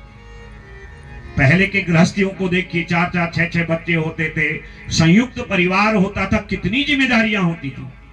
और कोई चूक कर दे महाराज, सयाने ने कह दिया, बच्चा भी मौन होके बोलता था। आज पति और पत्नी बड़ी मुश्किल से 1 या 2 बच्चे, मानो पूरा पहाड़ सर में लिया हो महाराज। अरे महाराज हमको कहां फुर्सत है, न खेती, न बाड़ी, न गाय, न बछिया, न काम, न धंधा। शहरों की तो स्थिति और जो है खराब है। अब तो पहाड़ों में भी खेती बाड़ी कहाँ है महाराज, लोग कह ही रहे हैं महाराज, थोड़ा बहुत करते भी हैं तो ये बराह महाराज आकर के सब वानरी सेना आती है, सब उजाड़ जाती है। अरे काम धाम नहीं है, 2 रोटी जैसे भी मिल रही है, थोड़ा भजन करो, सत्संग करो। अब आप कह रहे थे 12 बजे से कथा करो, अब लोग 2 बजे 2:30 बजे आ रहे हैं, तो कैसे कथा किसको सुनाऊंगा बताइए। और अपने तो रोज सुना ही रहे हैं महाराज ना। तो मनुष्य की स्थिति बड़ी दयनीय है। सब कुछ है, पहले कहां होता था हमारा, जो कुछ हुआ उसी को खाना। आज तो भैया मोबाइल में ऑनलाइन मंगा लो, क्यों कुंदन सिंह? हाँ, ठाट बाट में रहते हो ना शहर में, जो मन खाने को करे। और देवियों का भी सब काम धंधा कम हो गया है, अब भोजन भी नहीं बनाना पड़ रहा है, थोड़ा जेब में पैसे हुए ऑनलाइन मंगा लिया। परंतु भजन फिर भी नहीं करना है, सेवा फिर भी नहीं करना है, तो आपके घर में भगवान कहां से आएंगे बताओ। देवहूति ने इतनी सेवा करी, और जब कहा कि देवी कौन हो, कैसा उत्तर देती है? नम्रता से, क्योंकि गृहस्थ प्रेम और श्रद्धा विश्वास से ही आगे बढ़ता है। कहा वर्षों पूर्व मेरे पिता के साथ ब्याह कर गए हैं, इतने भाव विभोर हो गए करदम महात्मा, वर्षों से हमारी सेवा करती है, राजा की बेटी सेविका की तरह, और मैंने क्या दिया इनको? अष्ट सिद्धि नवनिधियां सेवा में लगी रहती थी ना, बार बार कहती थी करदम महात्मा से हमें मौका दीजिए, मौका दीजिए। कहते नहीं, हम साधक हैं, हमें किसी की सेवा नहीं चाहिए। पर आज उन अष्ट सिद्धि नवनिधियों को निर्देश दिया, देवहूति की सेवा से इतना भाव विभोर हुए, नेत्रों से करदम महात्मा का जल निकला, और वो जल जैसे ही जमीन में गिरा, आस्ते स्म बिंदु सरसीतम कालम प्रतिपालयन तद वै विष्णु सरो नाम सरस्वत्या परिप्लुतम। करदम महात्मा के आंख से निकले आंसुओं से एक सरोवर बन गया, जिसका नाम है बिंदु सरोवर। देवहूति का हाथ पकड़ा, डुबकी लगाई सरोवर में, जब बाहर आए राजकुमार राजकुमारी जैसे बन गए। अष्ट सिद्धि नवनिधियों को निर्देश दिया, हमारी सेवा करना चाहती हो ना तो करो सेवा, सजाओ। हमारी पत्नी देवहूति को 16 श्रृंगार से मां को सजा दिया। संकल्प करते ही एक विमान प्रकट कर दिया, और इस विमान का नाम है कामग, जिसमें संसार के समस्त इच्छाओं को पूर्ण करने वाली वस्तु, जो चाहो, मीठा पीना चाहो, नमकीन खाना चाहो, जो भी आपके शौक है, प्रियाया प्रेम विच्छन्न करदमोयो गमास्तिता विमानम कामगम क्षत्रस् तयो वा विरची करत। कामग नाम का विमान आया, जिसमें सारे सुख साधन हैं। मां देवहूति 16 श्रृंगार से सजी, दोनों राजा रानी जैसे बैठे उस कामक विमान में, और उस विमान में न ईंधन की जरूरत है और न पायलट चालक की। और ये कैसे चलता है? मन से। ऊपरी ऊपरी विन्यस्त निलयेषु पृथक पृथक, पृथ्वी लोक से भू भुवः स्वः मह जन तप सत्य दिव्याति दिव्य लोकों में विमान जा रहा है। देवहूति माता जो चाहती हैं, करदम महात्मा उनकी वो इच्छा पूर्ण करती है। देख के कैसा गृहस्थ है, पत्नी चाहे पति पूरा कर दे, और संसार के विषयों के लिए नहीं, भक्ति मार्ग के लिए। पत्नी कहे महाराज चलिए कथा हो रही है, सुनते हैं। हाँ महाराज चलिए, खाना पीना दुनियादारी रोज की है, कुंभ लगा है चल स्नान कराते हैं। हाँ चलिए महाराज।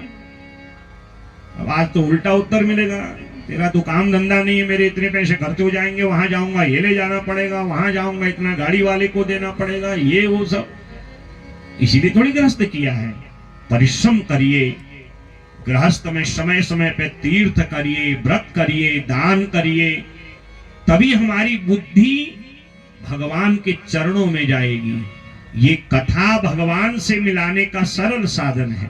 और कहीं न मत जाओ, अगर आपको सारे तीर्थ व्रत जप तप इसका पुण्य लेना है तो जहां भगवान की कथा है वहां जाइए। मार्कंडेय पुराण आदि जितने भी पुराण हैं जहां उनकी कथा होती है, भागवत है, देवी भागवत है, शिव पुराण है, राम कथा है, विष्णु पुराण है, जहां भी पुराणों की कथा हो वहां जाइए और सारे तीर्थों का फल लीजिए। स्कंद पुराण में लिखा है, तत्रैव गंगा यमुना त्रिवेणी गोदावरी सिंधु सरस्वती च सर्वाणि तीर्थानि वसन्ति तत्र यत्राच्युतोदार कथा प्रसंग। जहां भगवान के उदार चरित्र की कथा होती है उस स्थान पर सारे देवी देवता तीर्थ आ जाते हैं। और जहां तीर्थ आते हैं वो क्या बन जाता है? तीर्थराज। और तीर्थराज किसे कहते हैं? प्रयाग को बोले प्रयाग धाम की सर्वाणि तीर्थानि वसन्ति तत्र। जहां सारे तीर्थ आते हैं वो स्थान जो है दिव्य महा तीर्थ बन जाता है। और भगवान से मिलने का तो सरल साधन ये कथा ही है। श्याम जी से मिलने का सत्संग ही बहाना है। श्याम जी से मिलने का सत्संग ही बहाना है। कन्हैया जी से मिलने का सत्संग ही बहाना है। श्याम जी से मिलने का सत्संग ही बहाना है। ये दुनिया वाले क्या जाने, हाँ ये दुनिया वाले क्या जाने, ये दुनिया वाले क्या जाने, हाँ ये दुनिया वाले क्या जाने। मेरा रिश्ता पुराना है। ये दुनिया वाले क्या जाने, मेरा रिश्ता गाइए। पुराना है। श्याम जी से कन्हैया जी से मिलने का सत्संग ही बहाना है। श्याम जी से मिलने का सत्संग ही बहाना है। श्री राधे।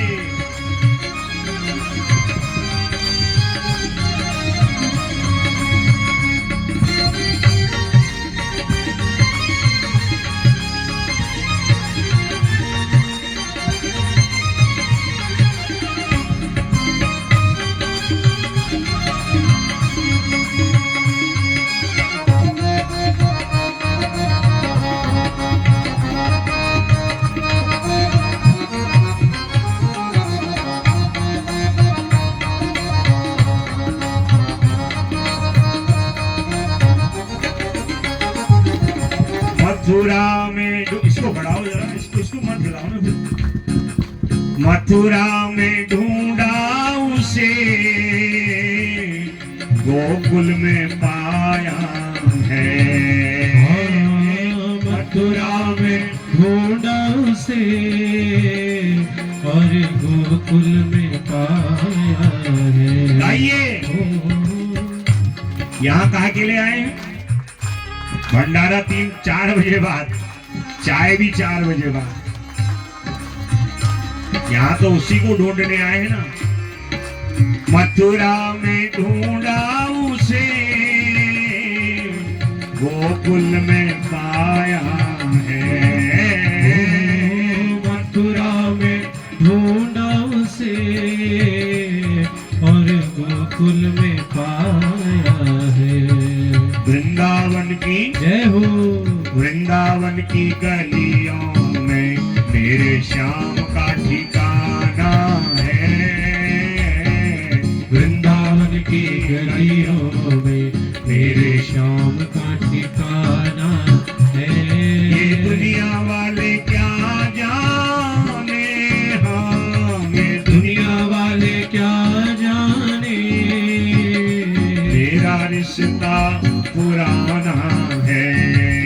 दुनिया वाले वाले क्या जाने मेरा रिश्ता पुराना है।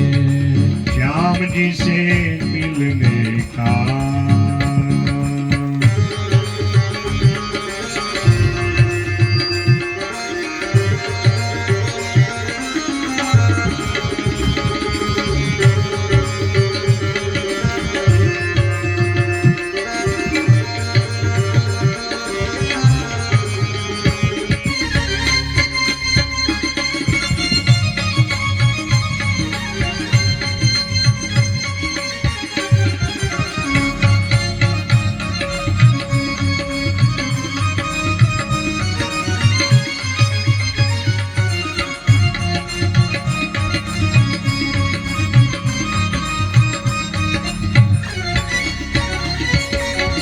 चंदा में ढूंढा उसे सूरज में पाया है। हाँ चंदा में ढूंढा उसे और सूरज में पाया है। हाँ चंदा में ढूंढा उसे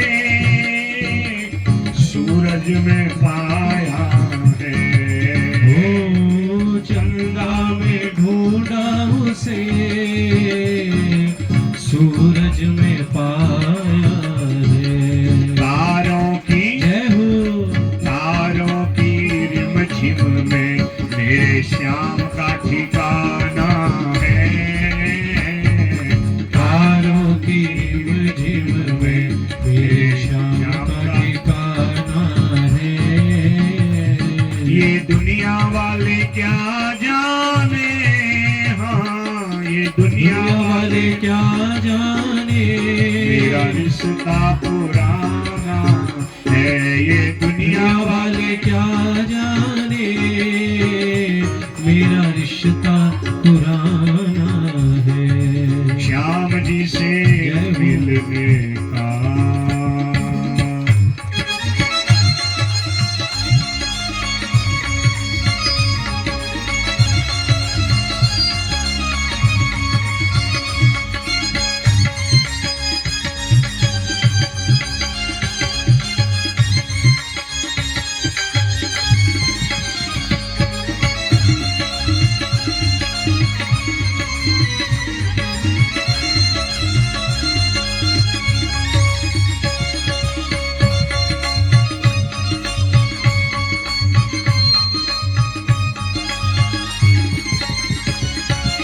मंदिर में ढूंढा उसे मूरत में पाया है। मंदिर में ढूंढा उसे और मूरत में पाया है। हाँ मंदिर में ढूंढा उसे मूरत में पाया है। मंदिर में ढूंढा उसे और मूरत में पाया है। श्री भागवत के मंडप में मेरे श्याम का ठिकाना है। भागवत के मंडप में मेरे श्याम का ठिकाना है। ये दुनिया वाले क्या जाने, हाँ ये दुनिया वाले क्या जाने मेरा रिश्ता पुराना है। ये दुनिया वाले क्या जाने मेरा रिश्ता पुराना है। श्याम जी से मिलने का सत्संग ही बहाना है। श्याम जी से मिलने का सत्संग ही बहाना है। श्याम जी से मिलने का सत्संग ही बहाना है। श्याम जी से मिलने का सत्संग ही बहाना। बड़े भक्तवत्सल भगवान की। जब गृहस्थ में गृहस्थी प्रेम से रहते हैं और भजन करते हैं समय समय पर, जप व्रत तीर्थ ये कथा भागवत का आनंद लेते हैं, तभी हमारे कुल में सेवा करने वाली संतान होती है। जो माँ देवहूति कहती हैं करदम महात्मा वो सब करते हैं। और हजारों वर्ष तक दिव्याति दिव्य लोकों की यात्रा जब पूर्ण करके लौटे अपने आश्रम में, वाच ललिताम वाचम निरुद्ध्याश्रु कलाम सनई, और जब लौट के आई ना तो करदम महात्मा ने कहा देवी अब तुम्हारी क्या इच्छा है? कहा महाराज सब कुछ गृहस्थ में है, अगर संतान नहीं है तो इच्छाएं कहां पूर्ण होती हैं। और ऐसी भगवान की इच्छा कि 9 वर्ष में एक एक कन्याओं को जन्म दिया है देवहूति मां ने, और ये पढ़ लिख करके बड़ी विदुषी बनी। ब्रह्मा जी ने 9 महात्माओं को भेज दिया। बड़ी बिटिया का नाम है कला, मरीच से उनका विवाह हो गया। अनुसुईया है दूसरी कन्या, उनका अत्रि महाराज से। अंगिरा को श्रद्धा नाम की कन्या, पुलस्त्य को हवि, पुलह को गति, छठी जो कन्या है ख्याति, उनका विवाह भृगु से कर दिया। 7वीं कन्या है क्रिया, उनका क्रतु से। और 8वीं कन्या है अरुंधति वशिष्ठ जी से। और 9वीं कन्या शांति अथर्वण महात्मा से ब्याह कर दिया। कहा देवी अब कोई इच्छा? कहा महाराज बिना पुत्र के गृहस्थ का आनंद कहाँ है? कहा देखो हम पुत्र की इच्छा तो रखते हैं, पर हमें वो पुत्र नहीं जन्म ले मर जाए और हमें कल को बुढ़ौती में घर से बाहर निकाल दे, अनाथालय में भेज दे महाराज, एक एक रोटी के लिए एक एक जल गिलास पानी के लिए तरसा दे। ऐसी संतान नहीं चाहिए। हमें संतान चाहिए भगवान के रूप में, और भगवान को पुत्र बनाने के लिए भजन करना पड़ेगा। खूब भजन किया और भगवान नारायण चतुर्भुज रूप में प्रकट हो गए। बोले भक्तवत्सल भगवान की। क्या चाहिए? आपका जैसा पुत्र। भगवान ने कहा हमारे जैसे तो हम ही है ना। और उसी समय भगवान 8 वर्ष के बालक बन गए। सिद्ध गंधर्व गुरुदेव आए और बालक का नाम रख दिया कपिल नारायण। बोले कपिल नारायण भगवान की। ये भगवान के 5वें अवतार हैं। राजा परीक्षित ने निवेदन किया ना कि भगवान के कितने अवतार होते हैं, क्या क्या लीला होती है। विदुर जी भी यही प्रश्न कर रहे हैं। लोके कपिल इख्या इत्याख्या गंता ते की वर्धन आदिदेव प्रभु दीन दयाला। आदिदेव प्रभु दीन दयाला। जठर धरे हूँ जेहि कपिल कृपाला।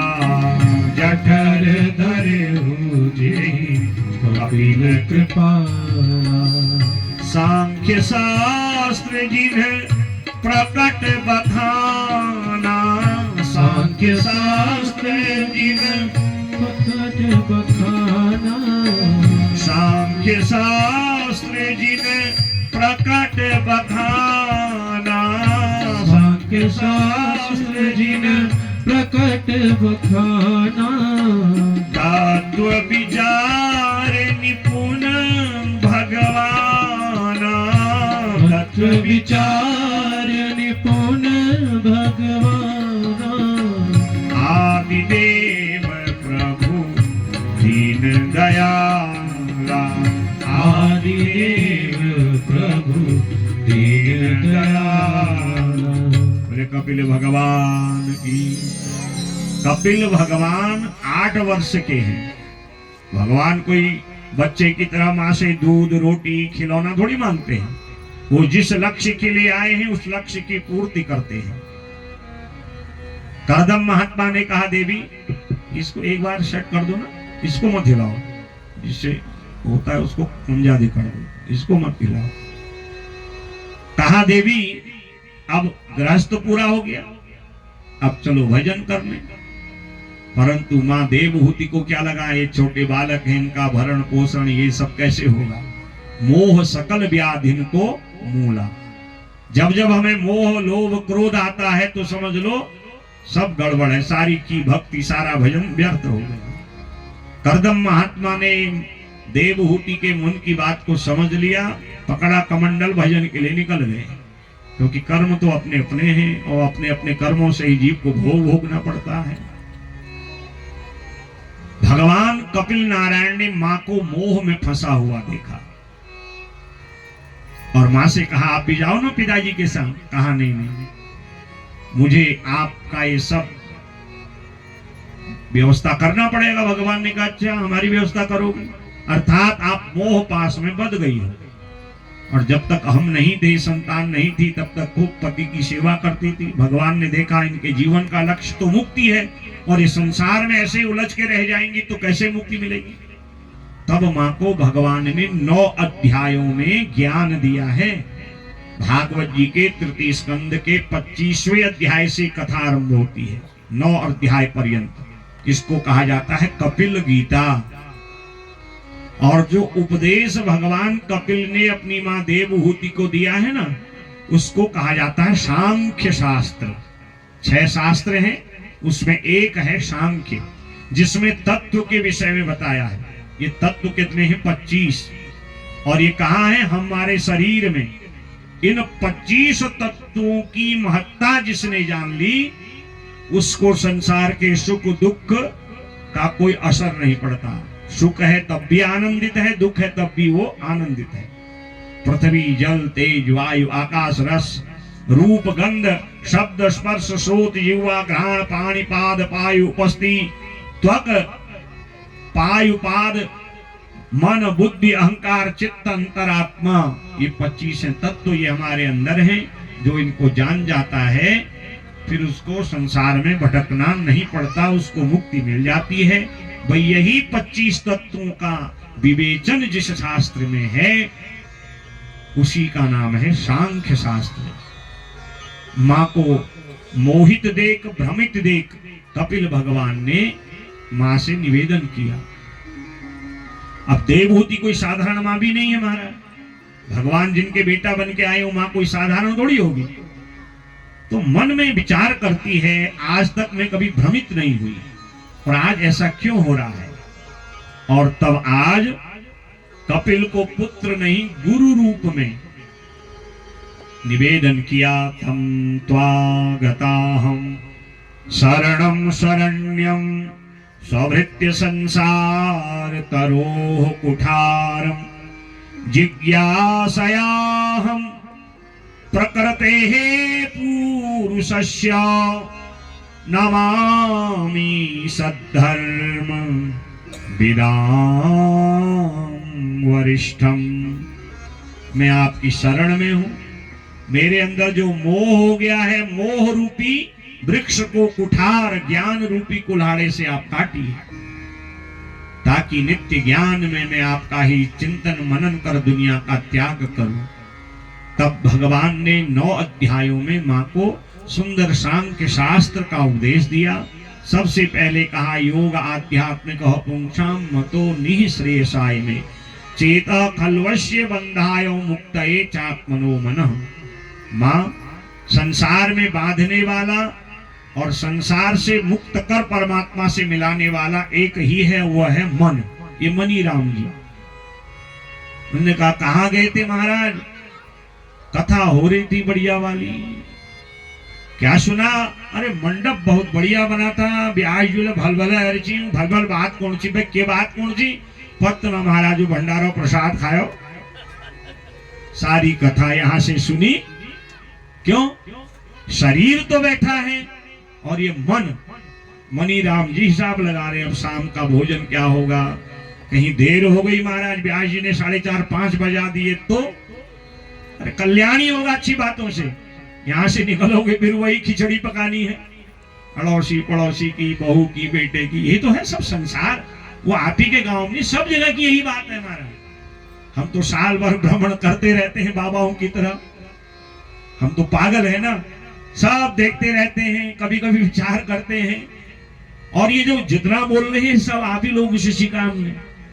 हमारी क्या हैसियत हम एक शब्द बोल पाए। समाज की स्थिति को देख के भागवत के अनुसार जो आता है वो सुना देते हैं, और जो लिखा है वही घट भी रहा है। अब शरीर बैठा है, मनी राम जी हिसाब लगा रहे हैं, आज गाड़ी ने कितना कमाया होगा, पेंशन आई होगी नहीं आई होगी, मैं यहां आ गया, कहीं वहां बंदरों ने बराह महाराज जी ने उजाड़ तो नहीं दिया होगा,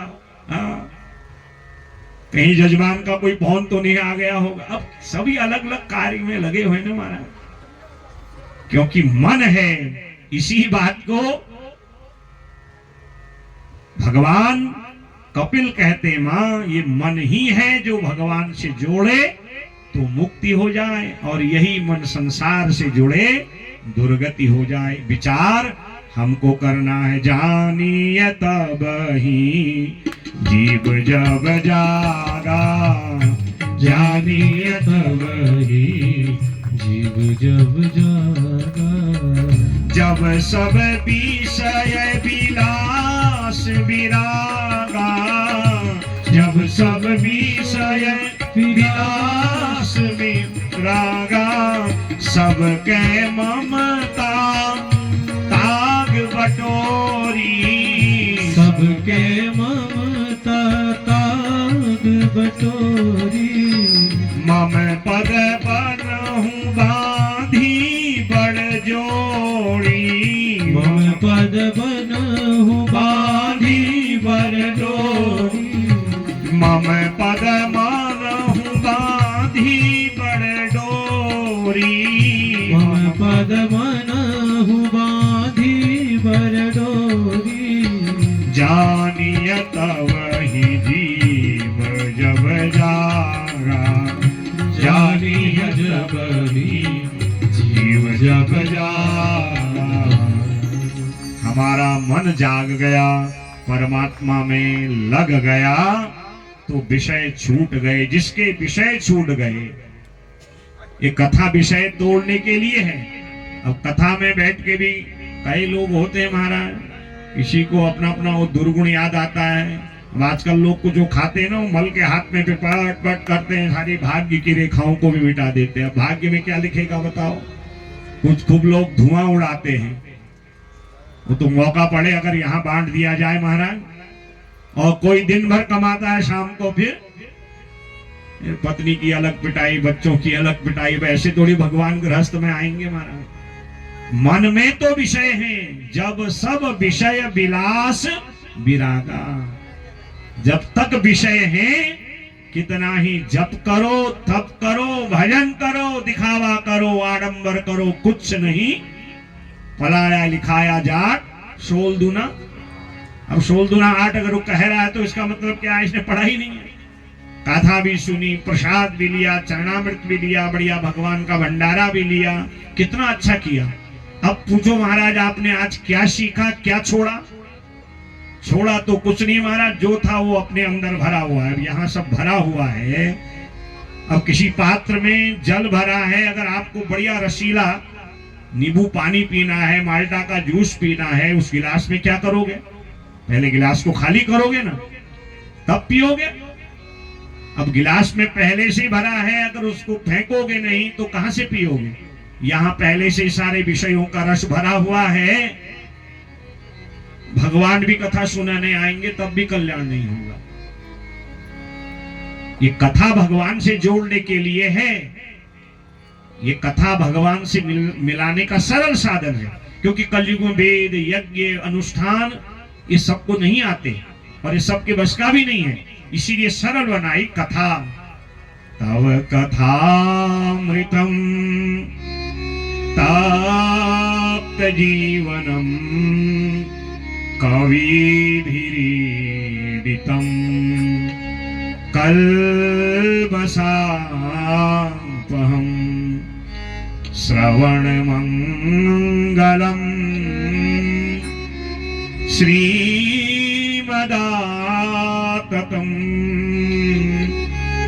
भूयि गृह्णन्ति ते भूरिदा जना। ये कथा अमृत का कार्य करती है। अब अमृत को ग्रहण करना है तो विष को बाहर निकालना पड़ेगा। विष माने विषय, दोष, अवगुण, कि जब तक नहीं जाएंगे महाराज जैसे थे वैसे ही रह जाएंगे। पशु भी जैसे आता वैसे ही चला जाता है। दुख थोड़ा मनुष्य के लिए भी होता है, पाले हुए पशु की भी मृत्यु होती है, उसके लिए भी दुख होता है, पर पशु की कभी सदगति नहीं होती। उसको तरोतारण के लिए फिर ये मानव देह में आना पड़ता है। यही बात को आज भगवान कहते, मां ये मानव तन मिला है, खाओ पियो, आपको भगवान ने दिया है, खूब ऐसो आराम करो, पर थोड़ा थोड़ा सा विचार करो, मैं क्या कर रहा हूं, इसको करने से अच्छा होगा या बुरा होगा। ये विचार करना योग आध्यात्मिक पुंसाम, आध्यात्मिक योग चिंतन करना है। दुनिया के बारे में इतनी चर्चा करते हो, थोड़ा अपने बारे में सोचो, मेरे जीवन का लक्ष्य है क्या है, मैं क्यों आया हूं, कैसे कल्याण होगा, कैसे मेरे गृहस्थ में आनंद होगा। और ये कब होगा, जब सब विषय विराग विलासा, ये जितने भी विषय हैं दूर होंगे और अपनी डोरी भगवान के चरणों में सबके ममता ताग बटोरी, मम पद मनहु बांधी बड़ डोरी, भगवान को अपना संरक्षक बना दो। और ये सारा विषय मन का है। एक अध्याय में इंद्रियों के विषय में बताया, एक अध्याय में मोक्ष प्राप्ति का साधन, एक अध्याय में भगवान के ध्यान, और एक अध्याय में भक्ति के 4 स्वरूप बताए, सालोक्य, शास्त्र, सामीप्य और सारूज्य। और भक्ति का प्रभाव, और कहा जब मानव तन प्राप्त करके जीव सत्कर्म नहीं करता ना, तो मृत्यु के समय यम के दूत आते हैं और भयंकर नरकों में डालते हैं। 5वें स्कंद में कथा आएगी आगे। और जब करोड़ों जन्म बीतने पर, योनियां बीतने पर, यम की यातना भोगने बीतने पर कहीं अगर मानव तन मिल गया तो फिर 9 माह के मलमूत्र कुंड में रहना पड़ता है। और 7वें माह में जीव को अपने अनेक जन्म याद आते हैं और वो उस समय मेरी प्रार्थना करता है, सोहम व्रजामि शरणम हि कुतो भयम में, मैं बहुत भयाक्रांत हो रहा हूं। वो 7 माह का जीव जो मां के गर्भ में है, इस मलमूत्र के कुंड से निकालो, मैं आकुल हूं, व्याकुल हूं, संसार में आऊंगा, आपकी शरण में आऊंगा, भजन करूंगा, कीर्तन करूंगा और मुक्त हो जाऊंगा। फिर ये दुनियादारी के चक्कर में नहीं पड़ना पड़ेगा। परंतु मां वो ऐसा नहीं करता। 7 माह से जब तक जन्म नहीं लेता तब तक तो मेरी स्तुति करता है, जैसे जन्म होता है कहां कहां करता है, रोता है, मैंने कब कहा, क्या कहा, कहां कहां भूल जाता है। फिर मोह माया में कोई कहता बेटा हुआ है, कोई कहता भांजा हुआ, कोई कहता भतीजा हुआ, दुनियादारी के रिश्ते नातेदारी में वो पड़ता है। बचपन खेल कूद में, जवानी भोग विलास में, वृद्धावस्था रोग में, और फिर वही पुनरपि जननम पुनरपि मरणम पुनरपि जननी जठरे शयनम, फिर उसको वही दुर्गति भोगनी पड़ती है। इसलिए मां, इस दुर्गति से बचना है तो संतों का संग करो, आत्मचिंतन करो, अच्छा साहित्य पढ़ो, अच्छे लोगों का संग करो, जीवन के दुर्गुणों को छोड़ो, सद्गुण अपनाओ और अच्छे लोगों का संग करो। चाहे आप गृहस्थ में रहो, व्यापार क्षेत्र में रहो, भजनानंदी बन के सन्यासी हो जाओ, ये उपदेश सबके लिए है। जब ये सारा ज्ञान दिया ना, मैंने तो आपको केवल एक संकेत में सुनाया, 9 अध्याय सुनाऊंगा, 9 दिन लगेंगे, इतनी दिव्य ज्ञान। सांख्य शास्त्र है, बहुत बड़ा शास्त्र है। मां का मोह भंग हो गया, चरण पकड़ लिए, तम त्वामहं ब्रह्म परम पुमांशम प्रत्यक्षोत्यास्मनिशं विभाव्यं स्वतेजसा ध्वस्त गुण प्रवाहं वंदे विष्णुं कपिलं वेदगर्भं। जो अपने ज्ञान के द्वारा संसार में भटके अटके मोहित लोगों को मोह भंग करा देते हैं, उनको अपने से मिला देते हैं, ज्ञान का प्रकाश दे करके जो अज्ञान को दूर करके परम गति दे देते हैं, ऐसे कपिल भगवान विष्णु को मैं प्रणाम करती हूँ। बोले कपिल नारायण भगवान की, देवहूति मैया की। माता देवहूति वहीं पर नदी रूप में परिणित हो गई। जहां पर देवहूति माँ का शरीर छूटा ना, उसको हम लोग मातृ गया कहते हैं, जहां लोग अपने पितरों का श्राद्ध करने जाते हैं। कपिल भगवान सीधे पूरब दिशा की ओर गए, समुद्र ने उनका स्वागत किया। आज भी कपिल भगवान गंगा सागर में भक्तों को दर्शन देते हैं। बोले गंगे मैया की।